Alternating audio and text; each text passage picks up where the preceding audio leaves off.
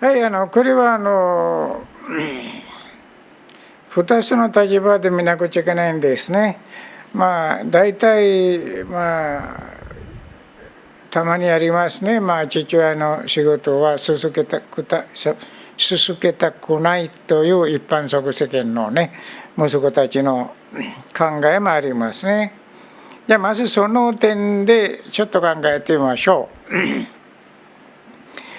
要するに普通の店とかね、ラーメン屋さんでもいいんですね。代々やってきたラーメン屋さんで父親が、自分が亡くなってから息子がやるだろうとね、息子はそれが嫌で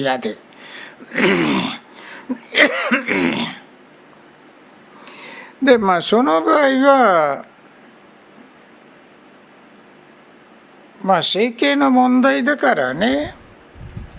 この今例に出したラーメン屋さんですね。ラーメン屋さんは本当に商売繁盛して次の世代で問題ないならば考え直しても構いませんし、しかし息子として別な道がある、自分がやりたい能力ある別な道があるならば、ラーメン屋さんが誰かに渡ってね、あなたに貸してあげますから好きこれぐらい払ってくださいという感じで自分が独立するのは構いませんね。で理由はこの当然我々は親に育てられるのは当たり前ですけどね、親が自分の財産も全て職業も何でもかんでも自分の子孫にあげたくなるんですね。それも姿勢の流れですけどね。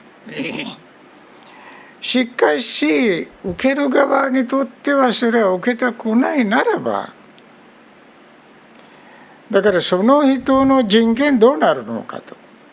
この次の世代の人権がね、だからそこら辺で自分の自由を考えた方がいいんじゃないかなと思います。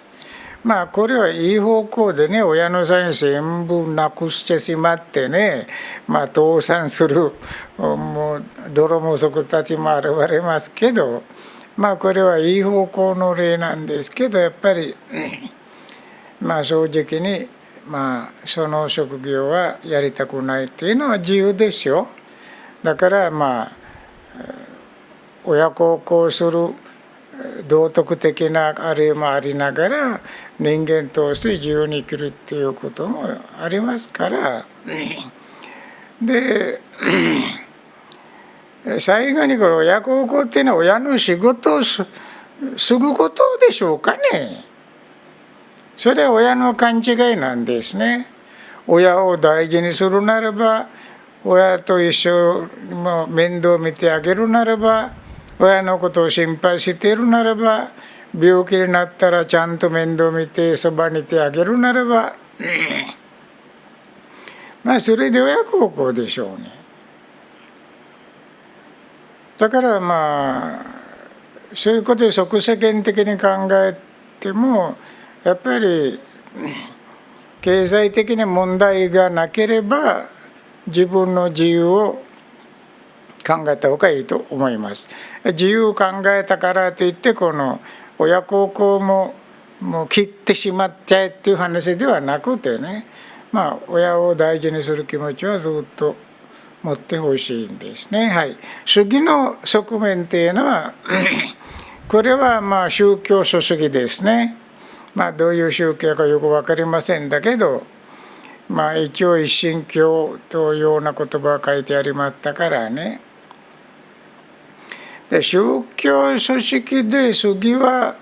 息子に行くっていう話はこれは変ですね。これは明らかに変なんです。宗教組織は教えはどうであろうとも宗教組織作ることは人間の自由なんですよ。だから宗教というのは精神的な世界だからね。だから例えば一神教の偉大なる神様を信仰しているならばそれぐらい神様は信じている、真面目に無批判的に信じている次の人は後継ぎにならなくちゃいけないんですね。だから宗教っていうのはあくまでも納得理解信仰の問題なんですね。だから信仰もしていないならばその人は宗教の組織の一員ではないんですね。だからこれはまあ日本と韓国かなね、なんか変なものなんですね。例えば有名なカトリックあるでしょうね。ローマ教皇がね亡くなったら新しい人が現れるでしょうね。ちゃんとやってるでしょうね。だから今のローマ教皇は何人で言ったっけ？ブラジル人でって、前の人はなんか別なドイツ人で、まあ素晴らしくやってるでしょうね。だからそこの場合はもういかに神を信じるのかっていうことだから、教祖というねカーディナルですね。だからカーディナルグループになっている人々はもうそれなりのもう神学を学んで能力があっていろんな宗教組織に多大な貢献して昇格しているグループなんですね。そちらから一人選ぶ先生問題ないんです。アメリカ式のプロテスタントだったら勝手に宗教伝道師になって教えればいいんです。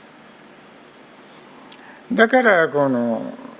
宗教の場合はこれは信仰はどうでもいいというならば宗教組織じゃないでしょうね。例えばちっちゃくお前神を信じても信じなくてどうでもいいんだけどこの組織を守りなさいと言うならばはい分かりました。私は父親が亡くなった次の日神を否定して説法しますよと言ったらちょっと困るでしょうね。じゃあお前で困りますよと。だったらあなたの宗教を信じているそれなり能力ある誰かにあげてくださいって言わなくちゃいけないんですね。とにかくこの宗教組織もね、やっと生き延びているような感じですから私の個人的な考えはあまり言ってはあかんだけど論理的にしか答えとはならんだからね。で論理的に言うと宗教は信仰の問題なんです。宗教組織のリーダーに信仰がなかったらこれほど詐欺なんですね。だからあなた詐欺師になるか真面目に素直な人間になるかっていうことはねそれはあなたの人生の問題であなたの将来死後の問題でしょうね。詐欺師は将来いい天国に行けるはずもないでしょうね。だからこの自由にしてくださいよ。誰か選んでください。もうみんな組織知ってるんだからね。もう後継ぎ宗教組織の後継ぎをね誰か選んであんた勝手にやってくださいと言ってご自分が自分の仕事をして真面目に合法的に金儲けて自分の家族を養ってあげてください。仏教的にはそれは善行為なんですね。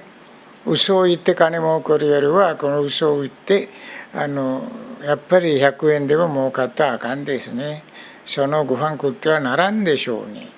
だからこれ違法と仏教的な違法っていうのはダンマですね。ダンマに逆らっている。ダンマっていうのは宇宙法則ですね。宇宙法則に逆らうことはすっごい罪になっちゃうんですね。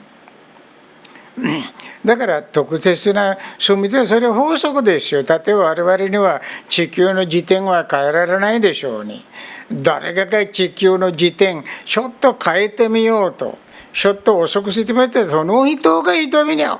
うんです。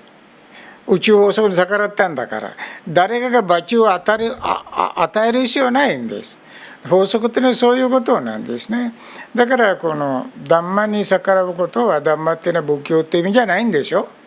宇宙法則ですね。そうになりますからね。とにかく宗教組織はちゃんと信じている誰かにバトンタッチしてもらった方がいいんじゃないかなと思います。喜んで誰かが来るでしょうね。問題ないと思います。はい。はい、ありがとう。